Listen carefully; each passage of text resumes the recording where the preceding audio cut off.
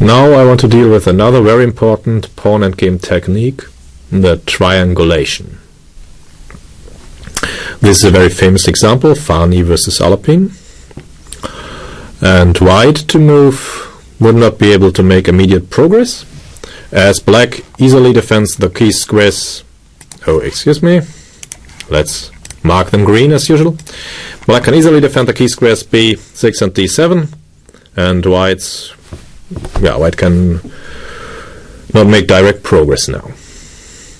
It would be completely different with black to move, of course. Then white would win immediately by entering the key square b6. So c5 and c7 are corresponding squares. If white's king is on c5, black's king must move to c7. If white's king manages to advance to d6, then black's king must be on d8. Otherwise, if it would be on c8 then c7, king b7, king d7 would win, and otherwise white would be able to enter the key square d7. So d6 and d8 are also corresponding squares. Yeah, what about d5 now? Okay, from d5 white can reach c5 and d6, red and green, so you can easily see by the colors that c8 must be the corresponding square, as black's king can reach d8 and c7 from c8.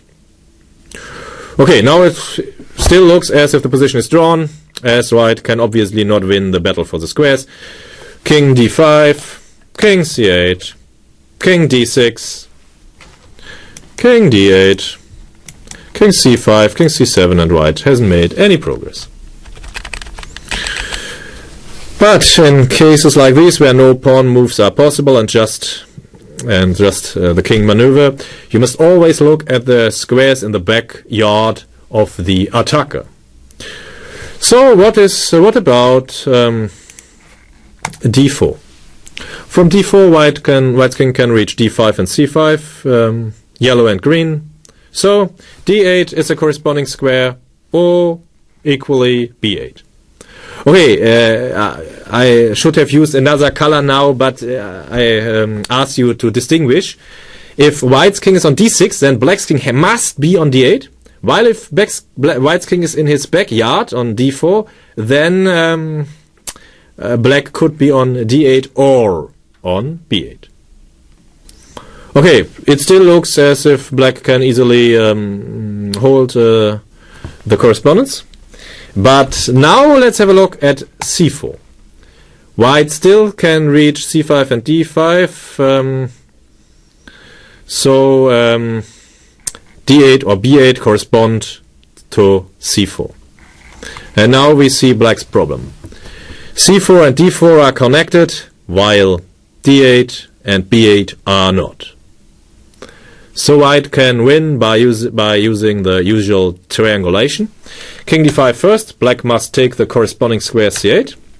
And now white just goes back. He could also retreat to c4. Black must take the correspondence with king d8 or king b8. The correspondence is here. And now white just plays king c4. The correspondence is still here. Black can't remain on d8 and can't fly to b8, so he loses. He can't keep the correspondence. After king c7, white plays king c5, and after king c8, white takes the usual correspondence, king d5, and wins. King d8, king d6, and now white's pawn queens. But of course, white must not queen now, as it is stalemate. He could take a knight or a bishop or rook and win. He could take a bishop, as the bishop controls the queening square of the rook's pawn. Or just to play king c6, queen, and mate. And if black plays king c7, then we reach the starting position, this time with black to move, and white's king will immediately reach the key square b6, win the a-pawn, and the game. So please, study this construct carefully.